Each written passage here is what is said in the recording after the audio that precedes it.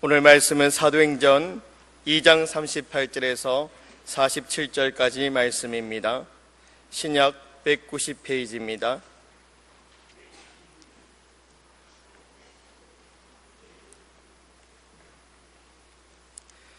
베드로가 이르되 너희가 회개하여 각각 예수 그리스도의 이름으로 세례를 받고 제사함을 받으라.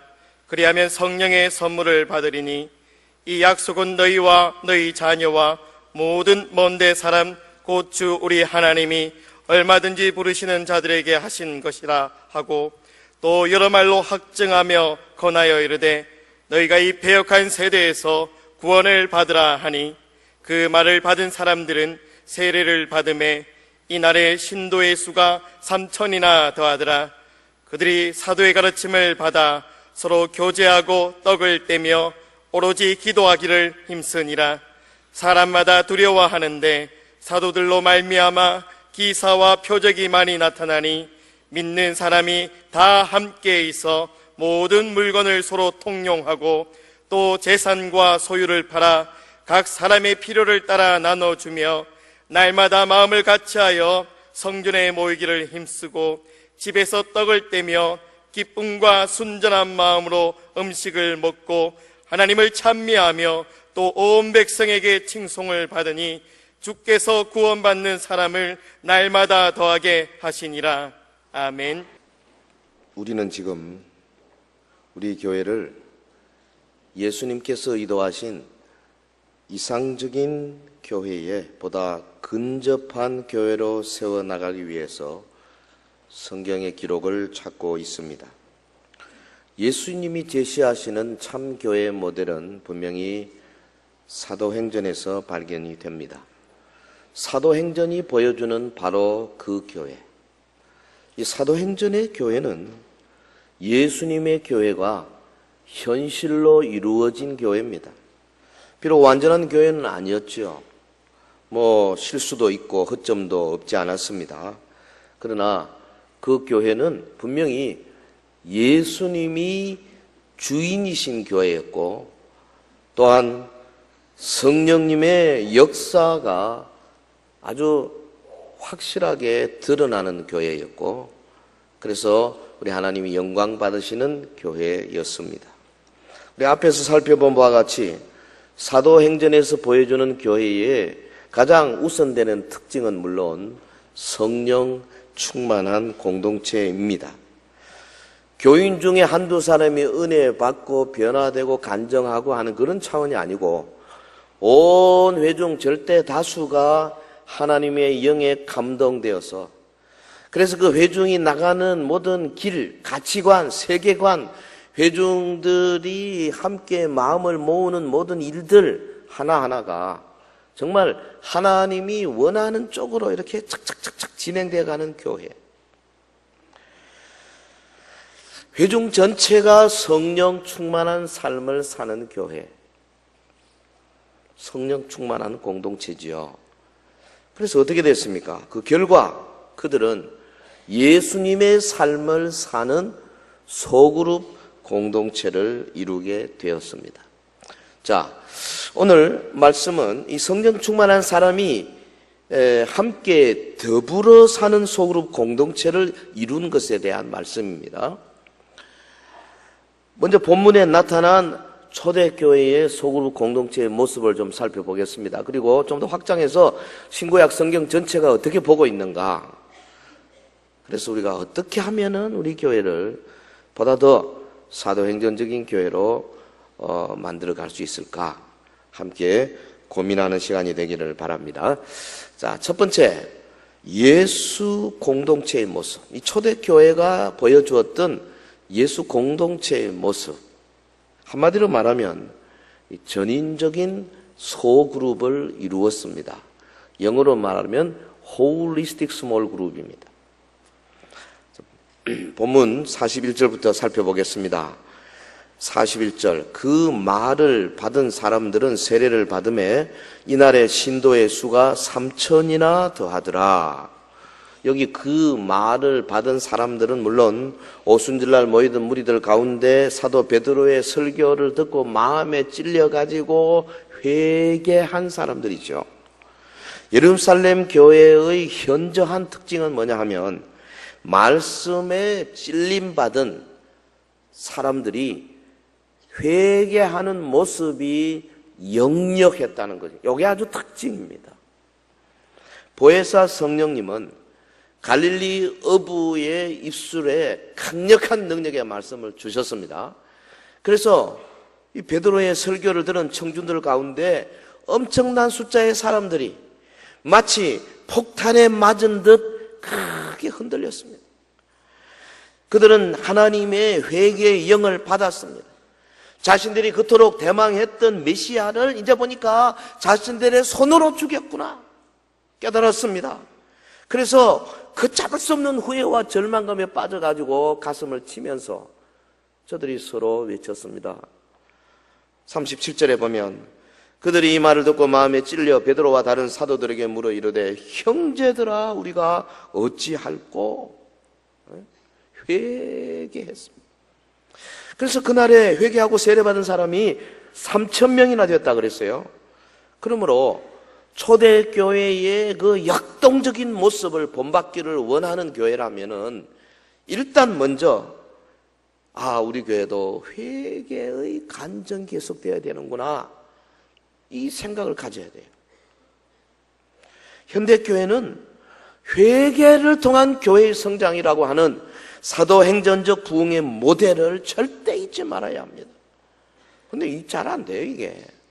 여러 가지 다른 방법으로 총동원해가지고 막 그냥 연예인들을 부르고 막 대단해 해가지고 왁자지껄하게 해가지고 사람들을 많이 채우려고 하는 것이 솔직히 현대교회의 부흥 방법 중에 대표적인 방법 아닙니까? 안 하는 것보다 나을지 모르겠습니다만은 별로 하나님이 원하지 않는 게 아닌가 싶어요. 하나님의 말씀 앞에 가슴을 치면서 내가 죄인이구나, 내가 잘못됐구나. 그래서 하나님 앞에 철저하게 삶을 돌이키는 모습이 먼저 있어야 되는 거죠. 그런 말이 있습니다. 대부분의 그리스도인들은 용서받을 만큼만 회개하고 있을 뿐 하나님 나라를 볼 수 있을 만큼 충분히 회개하고 있지 않다.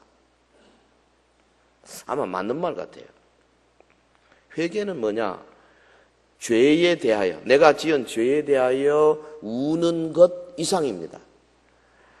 회개는 하나님을 따르기 위해서 죄에서 돌아서는 것 이상의 의미가 있습니다. 사실상 죄로부터 돌아서는 것은 회개 그 자체라기보다도 회개의 열매죠. 회개란 뭐냐 하면은 생각하는 방법을 바꾸는 것을 말합니다. 그리고 생각하는 방법을 변화시킬 때 예수님의 사역의 초점이 하나님 나라를 발견할 수 있게 됩니다. 회개는 그러니까 우리의 생각 가운데 하나님의 나라가 가득 차기까지 우리의 사고방식을 바꾸는데 그 초점이 있어요. 내가 회개했느냐? 그러면 내 생각에 온통 하나님의 나라에 집중하게 되어 있습니다. 내가 회개했느냐? 온통 하나님 앞에 어떻게 하면 내가 영광을 돌릴 수 있을까? 회개했느냐? 하나님 앞에 예배하는 일이 좋아지는 겁니다. 회개했느냐? 하나님의 말씀을 읽고 듣고 공부하는 것이 그리도 좋아지는 거죠. 할렐루야. 마음을 바꿔야 돼요. 생각을 바꿔야 돼요. 그래서 우리의 마음속에 하나님의 나라가 막 가득 채워지기까지. 성도 여러분, 말씀을 받고요 진정으로 회개한 사람들로 초대교회 이루어졌습니다. 그 결과가 자연스럽게 어떻게 내려갔느냐? 소그룹 공동체로 간 거죠. 본문에 보면 그들이 사도들의 지도 아래서 말씀과 기도에 온 힘을 쏟았다 그랬죠. 42절 같이 할까요? 시작. 그들이 사도의 가르침을 받아 서로 교제하고 떡을 떼며 오로지 기도하기를 힘쓰니라. 한 번 더 시작. 그들이 사도의 가르침을 받아 서로 교제하고 떡을 떼며 오로지 기도하기를 힘쓰니라. 옛날 성경에는 이 오로지를 전혀 이렇게 됐죠. 전혀 오로지 힘쓰니라 프로스카루테룬테스 힘있게 집착하다 이런 말입니다. 그러니까 이게 현재 분사형으로 되어 있거든요. 계속 진행입니다. 계속해서 힘썼다 강조되고 있습니다. 근데 이 동사가 힘썼다는 동사가 앞에 네 가지를 다 받아요. 우리말의 번역은 그들이 사도의 가르침 받아 서로 교제하고 떡을 떼며 오로지 기도하기를 힘쓰니라. 그 기도 힘쓴다는 것만 말한 것처럼 그렇게 번역이 되어 있는데 사실은 그들이 힘쓰고 있었다. 어디에? They devoted themselves. 그들이 자기 스스로를 헌신하고 있었다. 어디에? To apostles' doctrine. 사도들의 가르침, fellowship, breaking the bread, 그리고 prayer.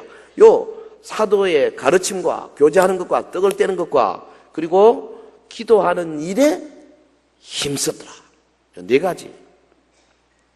여러분, 그러니까 이들이 소그룹을 만들어서 했던 일이 뭐냐 하면 사도의 가르침을 받아가지고 서로 나누고 교제하고 예배드리고 성찬하고 그 다음에 함께 기도하고 이런 일에 오로지 힘썼다 그 말이에요. 전인적인 소그룹이었어요. 특별히 기도 그룹도 아니고요. 말씀 연구 그룹도 아니고 선교사 파송하라서 위에서 하는 그런 중보 기도 그룹도 아니고 전체 예배, 전도, 봉사, 양육, 친교가 일어나는 전인적인 홀리스틱 스몰 그룹을 이루었다 그 말이죠. 성령 충만한 120명의 지도자들에 의해서 3,000명으로 급격히 팽창된 교회 아니었습니까? 그러니까 저들이 사도들의 가르침을 받아가지고 기도하기를 전념할 때에 여러분 보십시오. 서로 교제하고 떡을 떼며 한꺼번에 3,000명이 모여서 할 수 있는 일이 아닙니다. 그러니까 소수의 성도들이 가정으로 모여서 구역 공동체를 이루었다는 것을 의미합니다. 3,000명이 넘는 대식구가 서로 떡을 떼며 교제할 수 있는 방법, 유일한 방법은 소그룹으로 나누어지는 거죠. 그게 분명히 소그룹에 인도하는 리더들이 있었을 것입니다. 그리고 여기 교제에 해당하는 코이노니아는 영적인 면과 물질적인 면을 다 포함하는 단어입니다.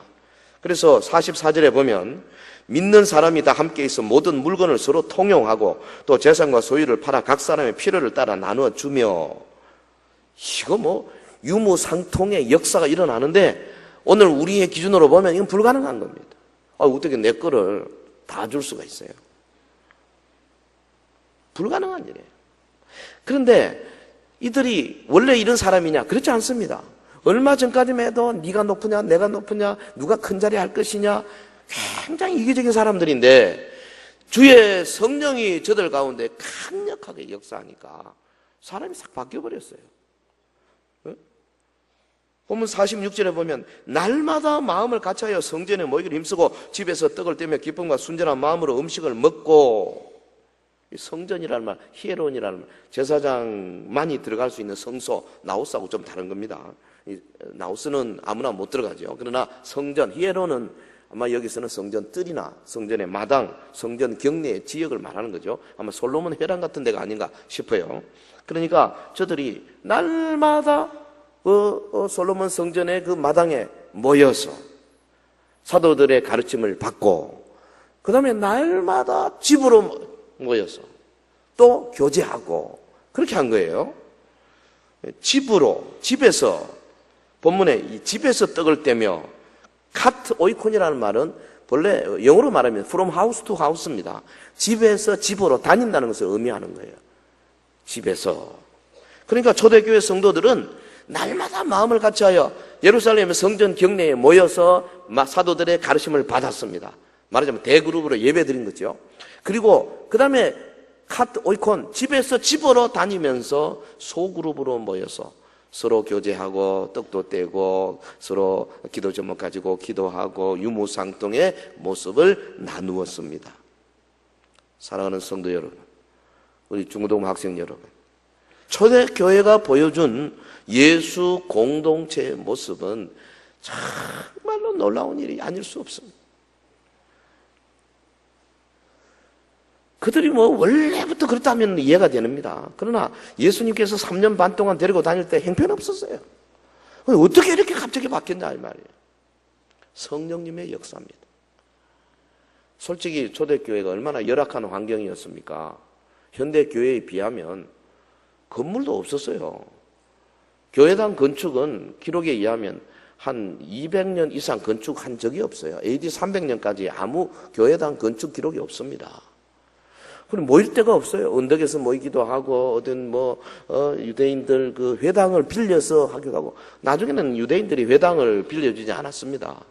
그러니까 참 대그룹으로 이 예배 모이기 힘들었어요.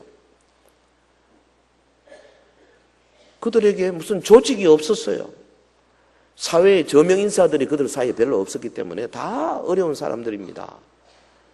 제대로 된 조직이 없었다 그 말이에요. 주일학교 없었습니다. 찬양대 없었어요. 무슨 찬양대가 있었어요? 이처럼 이렇게 훌륭하게 그 어려운 곡을 소화해낼 만한 그런 찬양곡이 없었어요. 전공한 지휘자도 없었고 반주자, 피아노도 없었고요. 아무것도 없었어요. 주일학교도 없었다니까요. 신학교 없었습니다. 기독교 대학이 어디 있었어요? 아무것도 없었어요. 근데 어떻게 이렇게 역동적인 교회, 불과 200~300년 만에 로마 전역을 확 뒤바뀌어 놓을 만한 그런 강력한 그런 힘을 나타내는 교회로 끊임없이 성장할 수 있었는가? 건물도 없었는데 도대체 어떻게 된 건가? 초대교회를 연구하는 학자들이 이구동성으로 하는 말이 그들에게 오늘 현대교회에서 없는 유일한 것 딱 하나 있었다. 그게 뭐냐? 믿음의 형제 자매들이 모이는 작은 그룹, 작은 교제. 요거 하나 있었다. 모든 능력은 그러니까 멤버끼리 서로 사랑하고 발시키고 격려하는 삶을 통해서 솟아났다 그 말. 그들의 소그룹은 전인적인 소그룹이었어요. 요즘 말하자면 큰 교회 안에 작은 교회였어요. 그 안에 예배가 있고 전도가 있고 교제가 있고 양육이 있고 봉사가 있고 그 안에 서로 나눔이 있고 섬김이 있었어요. 우리 교회 이사의 구역이 사실은 초대교회 소그룹을 모델로 만들어서 시작한 겁니다. 이사이라는 말, 사도행전 2장 42절에 따온 거 아닙니까? 저들이 사도의 가르침 받아 서로 교제하고 떡을 떼며 기도하기를 전에 힘쓰는 그 모습에서부터 우리가 이 구역을 만들어서 초대교회의 역동적인 삶을 살자. 제가 15년 전부터 이렇게 외치고 있습니다. 바라건대 여러분이 소속된 구역이 초대교회의 역동적인 사랑의 공동체를 더욱 닮아가기를 주님의 이름으로 축원합니다. 우리 중등부 고등부도요. 그 반 하나가 소그룹이 돼야 돼요. 그 그룹 안에 예배가 있고 전도가 있고 봉사가 있고 양육이 있고 교제가 있고 있어야 돼요. 섬김이 있고 나눔이 있어야 돼요. 자, 오늘 본문에서 나타난 하나님의 뜻을 잠깐 살펴봤고요. 좀 신구약 성경 전반적으로 좀 넓혀서 보겠습니다. 두 번째, 신구약 성경에 나타난 하나님의 뜻이 뭐냐? 한마디로 말하면 하나님이 공동체를 이루고자 원하셨어요. 공동체. 같이 해볼까요? 공동체.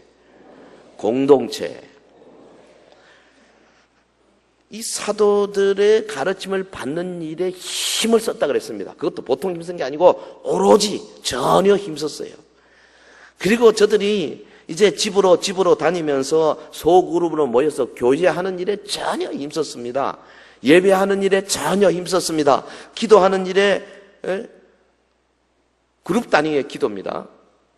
그래서 매일 성전에 모여서 전체로 사도들의 가르침을 받고 대그룹으로 모이고 그 다음에 매일 소그룹으로 모여서 집으로 다니면서 이 아름다운 대그룹과 소그룹의 양날개로 천국을 향해 날아가는 그런 교회의 모습이었어요. 뭐 부산의 어느 교회는 아예 거기서부터 따가지고 두 날개로 두 날개를 가르치는데요. 성경적인 원리죠. 교회가 이처럼 대그룹과 소그룹의 조화를 이루어야 하는 것은 왜 그러냐 하면 교회가 하나님을 나타내야 하기 때문에 그런 겁니다. 하나님의 속성, 이 두 가지 속성이 있잖아요. 가장 이 하나님의 두 속성을 잘 보여주는 성경 구절 중에 하나가 이사야 57장 15절입니다. 지극히 존귀하며 영원히 거하시며 거룩하다 이름하는 이가 이와 같이 말씀하시되, 하나님이죠. 내가 높고 거룩한 곳에 있으며 또한 통회하고 마음이 겸손한 자와 함께 있나니.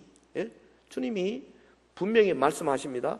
내가 높고 거룩한 곳에 있고 동시에 통회하고 마음이 겸손한 자와 함께 있고. 주님의 속성은 아주 상반적인 모습이 한꺼번에 나타납니다. 높고 거룩한 분이십니다. 가장 높은 곳에 온 우주를 창조하시고 그 우주를 다스리고 계시고 세상의 그 수많은 별들과 수많은 생물체들을 친히 주관하시고 통일시키시고, 예? 영원하시고 전지전능하시고 장엄하시고 아무도 그 앞에서 이제 바로 설 수 없는 위대하신 분, 초월하신 분, 영어로 말하면 the most high, 가장 높은 분, the most high. 이 하나님의 속성. 동시에 우리 하나님은 가장 가까이 계신 분, 우리 속에 와 계시고 우리 옆에 계시고 우리의 내밀한 음성에 귀 기울여주시고 나의 작은 신음소리 하나도 놓치지 아니하시고 들어주시는 분, 나의 친구 되시는 분, the most nigh God, 가장 가까우신 하나님.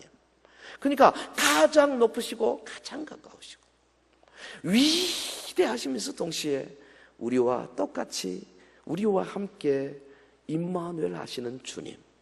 여러분, 세상에 하나님을 나타낼 수 있는 다른 기관이 어디 있습니까? 학교입니까? 관공서입니까? 국회입니까? 무슨 봉사단체입니까? 아닙니다. 하나님을 나타내는 유일한 기관이 교회입니다. 그러면 교회의 이 the most high God, the most nigh God, 이거 나타내야 될 거 아니에요? 현대교회가 대그룹을 통해서 어미하고 위대하신 모습을 드러내는 일에 힘써온 것은 칭찬받을 만한 일입니다. 그래서 우리가 주일 대예배를 모일 때 하나님의 전지전능 장엄하심을 나타내는 것이 가장 좋아요. 그래서 제일 잘하는 분들이 해야 돼요.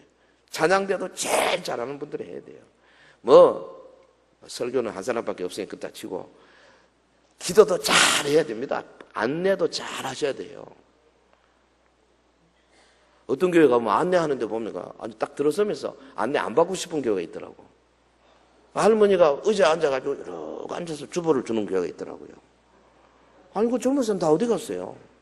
좀 깨끗하게 하고 활발하고 막 그냥 반갑습니다 뭐 이래야죠. 왜 왔습니까? 이런 투로 보면 안 되는 거거든요. 최고 잘해야 됩니다. 여러분, 좌석도 질서 있게 앉아주셔야 돼요. 저 뒤에 앉는 분들은 나빠요, 나빠. 좀 앞으로 와야 돼, 앞으로. 저 먼 사람 앞에 착착착 이렇게 앉아주시고, 맨 가에 앉아서 안 비켜주는 분, 그분도 좀 나빠요. 좀 가운데로 좀 먼저 와 앉아주세요. 그럼 늦게 오신 분들 쉽게 기어코 이래가지고 지나가라고. 왜 그런지 모르겠어요. 아마 불나면 빨리 도망가려고 그래서 그런지 나는 모르겠어요. 하여튼, 이 대그룹에서는 뭐든 제일 잘하는 게 좋습니다. 할렐루야. 근데 스몰 그룹은, 이 소그룹은 그렇게 잘할 필요가 없어요. 우리끼리인데 뭐 찬송도 뭐 조금 못해도 괜찮아요. 음정도 안 맞아도 괜찮아. 상관없어. 근데 진실해야 됩니다. 진솔해야 합니다. 자기를 나타내야 합니다. 드러내야 됩니다. 다른 사람의 삶 속에 내가 뛰어들어갈 준비를 갖춰야 되고 다른 사람들이 내 삶에 들어오도록 가슴을 열어줘야 됩니다. 이게 소그룹이에요. 그래서 그 속에서 내 속에 역사하시는 그리스도가 나타나야 됩니다. 상대방 속에서 역사하시는 예수님이 어떤 모습으로 어떻게 기도 응답해 주시며 어떻게 인도해 주시는가를 우리가 보아야 됩니다. 이게 작은 그룹에서 일어나는 일이라 그 말이에요. 여러분, 오늘날 교회가 대형화되면서 사실 자신과 하나님의 관계만을 중시하고 바로 옆에서 예배드리는 형제 자매에 대해서 관심 없는 거, 이거 성경적이지 못합니다. 성도의 교제가 없는 교회는 극장과 같아요. 목사의 설교가 끝나자마자 뿔뿔이 흩어지는 교회가 뭐 극장과 다를 바가 뭐가 있겠어요? 모여야 되죠. 작은 그룹이 필요하죠. 하나님의 말씀인 성경에 성도 간의 깊은 교제에 관하여 강조하는 것이 너무너무 많습니다. 특별히 서로서로라는 단어, 영어로는 one another, one another, 서로서로. 서로 화목하라, 마가복음 9장 50절, 서로 사랑하라, 요한복음 13장 34절, 35절, 15장 12절, 서로 받으라, 로마서 15장 7절, 서로 짐을 지라, 갈라디아 6장 2절, 서로 용서하라, 에베소 6장 4장 32절, 서로 격려하라, 데살로니가전서 5장 11절. 뭐 서로라는 단어가 신약에 60회 나옵니다. 명령이에요. 서로 해라. 근데 여러분, 이런 명령을 안 하고도 아무 죄의식이 없어요, 우리는. 내가 언제 다른 사람의 짐을 언제 져봤는가? 까마득한 옛날 같아. 다른 사람의 짐을 지지 않으면 그건 죄 짓는 겁니다. 하나님께서 붙여줬잖아요. 짐 지라고, 옆으로. 그러면 그 사람의 짐을 지고 내 짐도 좀 주고 같이 서로 나눠줘야 돼. 이게 공동체라 그 말이죠. 성경은 하나님께서 우리를 공동체 안에서 살도록 하셨다고 분명히 말하고 있습니다. 공동체란 뭐냐면 다른 사람과 협력하는 삶을 의미하는 겁니다. 공동체의 멤버는 그러니까 서로에게 책임 있는 사람이 되어야 하고 또 서로를 위하여 책임지는 사람이 되어야 한다는 것을 의미합니다. 우주에서 가장 고귀한 삶의 형체가 공동체의 삶이에요. 가장 보기 싫은 게 뭔지 아십니까? 혼자 사는 거, 지 잘난 맛에. 하나님은 처음부터 공동체로 살기를 원하죠. 아니, 하나님 자신이 공동체의 삶을 사시는 분이에요. 성부와 성자와 성령이 공동체, 그것도 완벽한 공동체를 이루십니다. 여러분, 성자 예수님이 성부 하나님을 시기 질투하는 적이 없어요. 성부 하나님이 성자 예수님에게 집중적으로 사역을 주시는데 성령 하나님께서 너는 왜 안 주냐고 그러지 않습니다. 예수님이 하신 말씀이 내가 가면 보혜사 성령이 너에게 오셔서 죄에 대하여 의에 대하여 심판에 대하여 세상을 책망하시리라. 그가 와서 다른 걸 말하는 것이 아니고 내가 너에게 일러준 말을 기억나게 하시리라. 할렐루야. 성령님이 오셔서 성령님 자기 일을 말하는 거 아니에요. 예수님의 일을 보여요. 전혀 시기 질투가 없어요. 완벽한 공동체. 하나님은 삼위일체로 계십니다. 그리고 창세기 보면 하나님께서 아담 하와를 만드실 때도 공동체를 원하셨어요. 아담이 혼자 있는 것이 보기 좋지 못하니 그랬습니다. 그래서 하와를 만들고 하나님과 아담 하와를 공동체를 이루셨어요. 여러분, 하나님의 원수인 마귀가 가장 하고 싶은 게 뭔지 아십니까? 공동체 깨는 일입니다. 자, 어떻게 공동체 깰 것인가? 가만히 보니까 하와, 여자가 좀 만만하거든. 하와에게 가서 하나님과 이간질을 붙인 겁니다. 하나님을 스크루지 영감처럼 만들어버리고, 야, 네가 그거 따먹으면 눈이 밝아져가 지혜롭게 되니까 하나님이 그거 싫어서 못 따먹게 한다. 살살살살 굴러. 그래서 여자가 넘어가고 그 결과로 하나님과의 공동체가 깨졌습니다. 여러분, 아담 하와가 이룬 첫 번째 가정, 가인과 아벨, 원수 마귀가 뭐 했습니까? 가인에게 시기 질투를 불러내었습니다. 그래서 가인이 아벨을 쳐 죽임으로 첫 번째 가정이 공동체가 깨져버린 겁니다. 마귀는 옛날부터 지금까지 계속해서 하나님이 이루시고자 하는 공동체를 깨는 일에 혈안이 되어 있어요. 본문에 나타난 초대교회 성도들의 유무상통의 모습이 뭡니까? 하나님이 원래 예정하고 계획하시던 공동체를 다시 만드는 역사예요. 44절에 믿는 사람이 다 함께해서 모든 물건을 서로 통용하고 또 재산과 소유를 팔아 각 사람의 필요를 따라 나눠주며 날마다 마음을 같이하여 성전에 모이기를 힘쓰고 집에서 떡을 떼며 기쁨과 순전한 마음으로 음식을 먹고. 이게 뭡니까? 모든 물건, all things, 이것은 물질적인 거 비물질적인 거 다 포함하는 말 아닙니까? 유무상통의 모습이 사도행전 2장에 있은 거 아닙니다. 이게 계속되었습니다. 사도행전 4장 32절에도 믿는 무리가 한 마음 한 뜻이 되어 모든 물건을 서로 통용하고 자기 재물을 조금이라도 자기 것이라 하는 이가 하나도 없더라.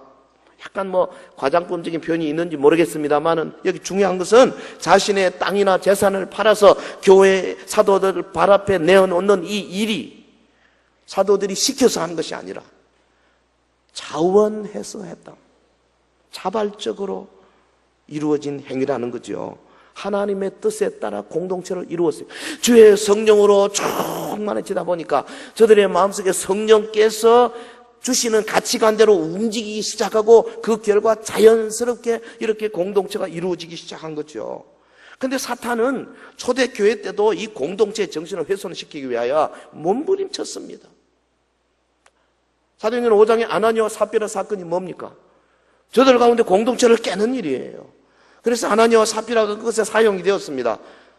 성령께서 베드로를 통해서 강력하게 역사했습니다. 공동체를 깨지 못하도록. 그래서 아나니아와 삽비라가 죽임을 당했습니다. 여러분, 초대교회, 특별히 고린도 교회만 하더라도 은사가 얼마나 많았습니까? 사탄의 공격을 많이 받았어요. 고린도전서 1장 11절에 보면 너희 가운데 분쟁이 있다는 것이라. 고린도전서 6장 8절에 너희는 불의를 행하고 속이는구나. 고린도전서 11장 18절 너희가 교회에 모일 때에 너희 중에 분쟁이 있다 함을 듣고. 고린도 교회에 이미 분쟁이 있기 시작한 이 이유가 뭐냐? 우리 원수가 교회에 들어와서 계속 이간질을 붙입니다. 여러분, 오늘 우리 교회도 마찬가지입니다. 언제 어느 때 사탄이 우리를 사용해서 공동체를 깨려고 하는, 우리 입에서 이간질하는 말이 나오게 하는지, 우리의 활동 가운데 다른 사람을 험담하고 혹은 교회 구역을 깨고 혹은 교회의 브랜드를 훼손시키는 그런 일들을 하도록 나를 사용할지 모르는 거예요. 정신을 바짝 차려야 합니다. 사탄은 자꾸 공동체를 깨는 일이 최고 우선 업무가 그래요. 히브리서 기자, 히브리서가 아마 AD 한 68년, 69년에 기록된 걸로 보는데요. 이미 그 구역 모임이 점점 약해지기 시작한 건 나타납니다. 히브리서 10장 24절에 서로 돌아보아 사랑과 선행을 격려하며 모이기를 피하는 어떤 사람들의 습관과 같이 하지 말고, 벌써 모이는 것을 자꾸 못하도록 하고 안 하려고 하고 하는 그런 무리들이 그때 나타나기 시작한 거죠. 여러분, 하나님의 뜻은 진정한 공동체를 이루는 데 있습니다. 그런데 교회는 점차 그리스도인들에게 교회의 예배 의식, 리터지, 이 소위 세레모니얼한 그런 의식적인 이런 것으로 각종 프로그램을 수행하는 건물로 지금 전락하고 있어요. 참다운 공동체가 이루어지는 교회가 별로 많지는 않아요.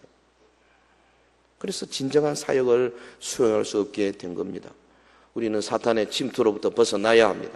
우리는 초대 예루살렘 교회가 이루었던 공동체를 다시 회복해야 할 줄로 믿습니다.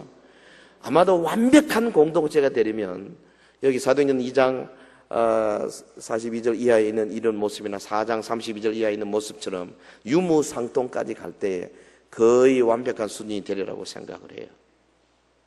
자, 그러면 세 번째로 예수님의 삶을 사는 교회 어떻게 하면 만들 수 있을까?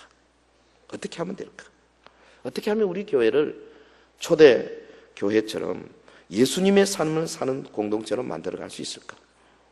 무엇보다도 이 본문의 흐름을 보면 우리가 해야 할 일이 첫 번째가 뭐냐면 구역 모임에 우리의 관심을 집중해야, 이 길밖에 없어요. 구역에 관심을 집중해야 돼.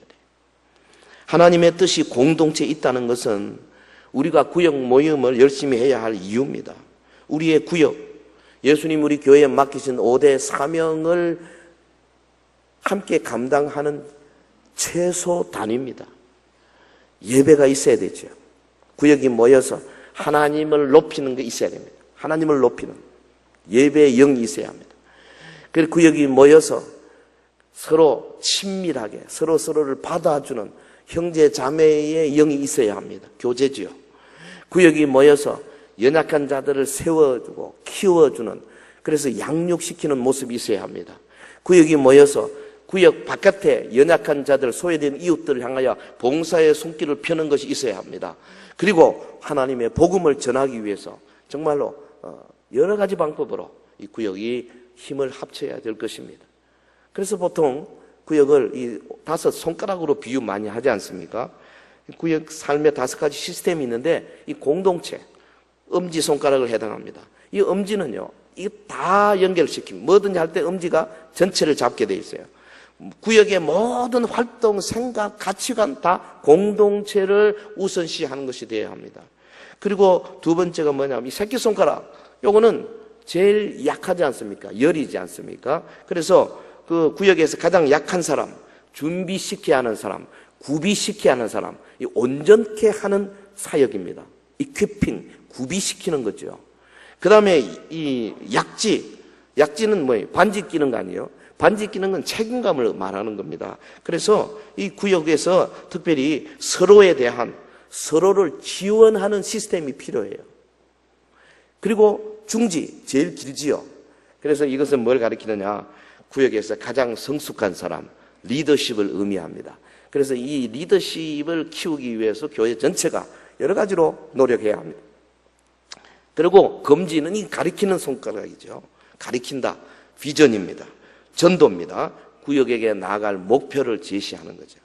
이런 이 5가지 삶의 원리를 구현해내기 위해서 우리 이사회 구역이 서로 사랑한다, 서로 발시킨다, 서로 격려한다, 이 3대 캐치프레이즈를 걸고 지금까지 달려오고 있습니다. 여러분, 구역을 통해서 기대되는 가치가 결코 적지 않습니다. 엄청난 가치관이 있어요. 성령 안에서 경배와 찬양을 드리는 것, 이 구역이 하는 아주 좋은 겁니다. 여러분, 서로를 기도와 섬김으로 세워준다. 구역이 정말 귀한 이유입니다. 그룹 모임을 통해서 양육이 일어나지 않습니까? 제자훈련이 일어나지 않습니까? 새로 오신 분이 앞서서 신앙생활 하는 분들의 모습을 보고 기도는 저렇게 하는구나, 헌금을 저렇게 하는구나, 봉사는 저렇게 하는구나, 말은 이렇게 하는구나, 전도는 저렇게 하는구나 배우게 되는 거죠. 여러분, 구역을 통해서 하나님의 말씀을 삶에 적용하는 거지 않습니까? 그 말씀을 이렇게 적용하는 것이구나. 영적인 은사를 발굴하고 이를 발휘하게 되지 않습니까? 구역을 통해서 자기의 은사가 제일 잘 나타나게 되어 있습니다. 그리고 그리스도인으로서 사는 삶에 대하여 서로에게 본이 되어주는, 그래서 서로와 서로를 세워주는 아름다운 모습이 구역 안에서 일어날 수가 있습니다. 물론 이런 기대들이 구역 한두 번 모임으로 다 충당되는 건 아니죠. 우리가 점점 이 소그룹 모임을 통하여서 예수님의 모습으로 닮아가는 것이 이 구역이 지향하는 아름다운 모습입니다. 그런데 이것을 통합적으로 충족시켜 줄 수 있는 이 위대한 원리가 이 구역 안에 있어요. 그게 뭐냐? 구역의 중심에 계시는 예수 그리스도이십니다. 마태복음 18장 20절에 보면 두세 사람이 내 이름으로 모인 곳에 나도 그들 중에 함께 있느니라. 할렐루야. 여러분, 이 말씀 예수님의 약속입니다. 그러니까 내가 서로 잘 아는 사람들끼리, 서로 기도하며 기도의 제목을 공유하는 사람들끼리 예수 이름으로 함께 모여서 찬송하고 주님을 초청할 때에 주님이 반드시 그곳에 함께 하신다 그 말이죠. 할렐루야. 주님이 임재하십니다. 그래서 주님의 임재를 통해서 능력이 나타나게 돼 있어요. 예수님이 가는 곳곳마다 능력이 나타납니다. 사람의 능력이 아니에요. 모든 권능은 주님께 속한 거 아니겠어요? 그분이 임재함으로 능력이 나타나요. 그분의 능력이 나타남으로 하나님의 뜻이 이루어지는 겁니다. 그래서 예수님의 임재, Jesus presence, 그것이 Jesus power, 능력으로 나타나고 하나님의 능력이 나타나서 결국은 Jesus purpose, 주님의 뜻이 이루어지는 3P라 그러지 않습니까? 구역이 다른 어떤 모임보다 더 강력한 이유가 바로 이것 때문에 그렇습니다. 그래서 우리는 구역의 DNA를 예수 그리스도라 그렇게 말합니다. 예수님이 DNA 되시는 거예요. 인간들끼리 모여서 우리끼리 뭐 하는 거 아니에요. 예수님이 그 가운데 계십니다. 그래서 우리가 구역으로 모여서도 말 한마디 조심해야 돼요.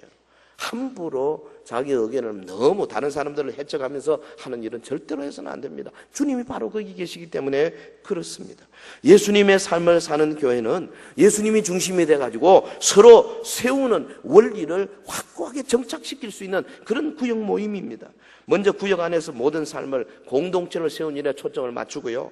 서로 이제 세우기 위해서는 우리 모두가 다 십자가 앞에 순복하고 주님의 교회에 순종하고 그리스도의 말씀을 받는 자세가 될 때에 예수님이 우리를 사용하셔서 다른 사람을 막 세워주는 일에 쓰시는 겁니다.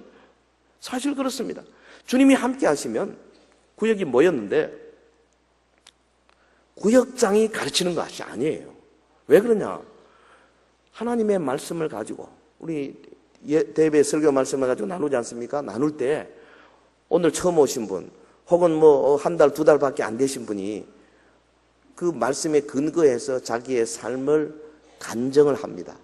뭐 말 제대로 잘 못해요. 뜨뜨뜨뜨 하면서 뭐 문장도 제대로 안 될 수도 있고 혹은 약간 좀 이렇게 사신자의 그런 모습이 보일 수 있습니다만은 그러나 예수님께서 가운데 계시면서 그 말씀을 딱 쥐고 오히려 오래 믿은 성도 맞은편에 앉아있는 오래 믿은 구역원에게 역사할 수 있습니다. 그래서 그 마음을 바꿔놓을 수가 있어요. 다시 말하면 새신자가 구역장을 제자 훈련시킬 수도 있고 혹은 문제가 많은 사람이 오히려 신앙생활 잘하는 사람들에게 더 도전이 될 수도 있고 혹은 거꾸로 오래 믿은 사람이 처음 믿은 사람들에게 많은 본이 될 수도 있고 이게 구역의 역동입니다. 반드시 누가 누구를 가르치는 것이 아니에요. 주님이 거기 계시기 때문에 함께 모여서 간증하고 말씀을 나누고 혹은 서로를 위하여 기도할 때 상대방이 기도하는데 기도하는 단어 하나가 내가 아멘, 아멘 따라갈 때 내 마음속에 강력하게 역사할 때가 얼마나 많은지 아십니까? 사도 바울보다도 더 말씀을 잘 전하는 목사의 설교 30분, 40분 설교에는 도무지 깨어지지 않은 사람이 뭐 대여섯 명 앉아가지고 뭐 별로 내용이 그렇게 심오하지도 않지만은 그러나 소수가 모여서 나누는 그 말씀 앞에 부서지고 깨어지고 얼마나 많은지 아십니까? 그리고요, 그들이 모여 기도할 때 예수님이 함께 계시기 때문에 병도 고침받고, 정신적인 그런 여러 가지 어려운 문제들, 죄책감, 혹은 수치심, 혹은 우리 속에 깔려있는 무력감, 이런 것들이 어느새 도망갈 때가 얼마나 많은지 아십니까? 할렐루야. 주님이 의도하는 지상에서 가장 강력한 능력 있는 단체가 바로 구역이에요. 잘만 하면. 사랑하는 성도 여러분, 그래서 여기서 우리가 옛자, 옛성품, 옛사람을 벗어버리고 새자, 새성품, 새사람을 입는 이 놀라운 체험들이 많이 일어나는 구역이 되도록 예수 공동체를 세워나가는 일에 힘쓰시길 주의 이름으로 축원합니다. 우리 교회 이사회 구역이 바로 이 초대교회 소그룹 모델에서 따온 거예요. 집에서 집으로 순방하면서 그 가정을 위하여서 기도하고 서로의 짐을 나누어지는 친밀한 관계, 서로의 기도 제목을 나누면서 함께 하늘 가는 길에서 친구요 동반자의 삶을 사는 이 구역, 서로의 아픔과 고통을 나누어 가지고 기쁨과 즐거움을 함께 공유하는 구역, 여러분의 구역을 그렇게 성장시키기를 바랍니다. 말씀을 맺겠습니다. 오늘 본문의 결론을 보면 47절에 하나님을 찬미하며 또 온 백성의 칭송을 받으니 주께서 구원받는 사람을 날마다 더하게 하시니라. 눈이 번쩍 떠있는 구절입니다. 주께서 구원받는 사람을 날마다 더하게 하시니라. 여기 보면 주어가 주님입니다. 그러니 날마다 더하게 하십니다. 부흥을 시키는 주체가 예수님이다 그 말이죠. 예? 교회의 부흥의 주체는 인간이 아니라 하나님이십니다. 명백합니다. 주님이 구원받는 사람을 왜 계속 보내주셨습니까? 그들은 회개한 사람들이었습니다. 그들은 유무상통하면서 주님이 원하는 공동체의 삶을 살기 시작한 사람들입니다. 주님이 그래서 죽어가는 영혼들, 죽은 영혼들, 죄 가운데 있는 영혼들을 거기에다 막 보내주시는 거예요. 우리 교회의 비전은 안으로는 언약 공동체, 언약의 말씀을 중심하는 공동체, 밖으로는 선교 공동체, 하나님의 말씀을 전하는 공동체. 대그룹과 소그룹의 활성화를 통해서 우리 교회는 초월하시며 내재하시는 하나님을 잘 보여주는 교회가 되기를 소원하고 있습니다. 우리 교회는 하나님의 언약의 말씀을 중심으로 해서 예배, 교제, 양육, 봉사, 전도의 5대 목적을 이루기 위해서 최선을 다하는 신앙 공동체가 되어야 될 것입니다. 초대교회의 모범을 본받아서 우리 주님께서 구원하는 영혼을 날마다 더해주시는 교회가 되기를 주의 이름으로 축원합니다. 여러분의 구역에 정말로 몰입하시기를 원해요. 우리 몸에 지체있지 않습니까? 지체. 손에 이 5손가락이 있잖아요. 만약에 이 새끼손가락이 가로되 아이고 나는 이 손에 붙어있기 싫다, 따로 떨어지기를 원한다면 그것은 죽은 겁니다. 몸에서부터 우러나오는 영양분을 같이 받아야 되고, 그리고 이 손가락이 하는 모든 사역들을 통해서 몸이 도움을 받아야 됩니다. 이게 왔다 갔다 주고받음이 있어야 된다 이 말이죠. 근데 만약에 이런 내 지체가 몸에 별로 도움이 안 된다? 몸이 나에게 별로 도움이 안 된다? 그러면 지체가 아니죠. 그럼 지체가 아니면 뭡니까? 비유컨대 손등에 있는 사마귀 같은 겁니다. 그렇지 않으면 우리 몸속에 있는 암세포 같은 겁니다. 여러분 병원에 가면 암세포는 어떻게 합니까? 둘 중에 하나입니다. 지지든지 잘라내든지. 주님이 원하시는 것은 뭐냐? 우리 교회는 암세포가 하나도 없이 다 몸에서부터 우러나오는 영양분을 같이 나누고 그 다음에 각 지체가 몸에 도움을 주고 할렐루야.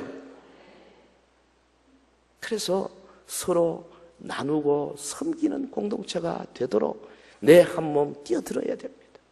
여러분 구역 활동을 안 하시는 여러분들 이 시간에 권면합니다. 하십시오. 구역 대단히 중요합니다. 그래서 나로 인해서 서연교회가 영향을 받는 그리고 교회가 나에게 영향을 주는 이런 구체적인 주고받음이 있어야 됩니다. 그렇지 않으면 내가 지금 어디에 속해 있다는 말입니까? 구역을 통해서 서로 나누고 섬기는 이런 모습이 있을 때 교회 교인이 될 수 있어요. 그렇지 않은 사람은 교인이 아닙니다. 방문객일 뿐입니다. 여러분 그 가정에 가족이 되어야 되지. 응접실에 앉아가지고 차나 받아 마시는 방문객 손님이 돼서 되겠습니까?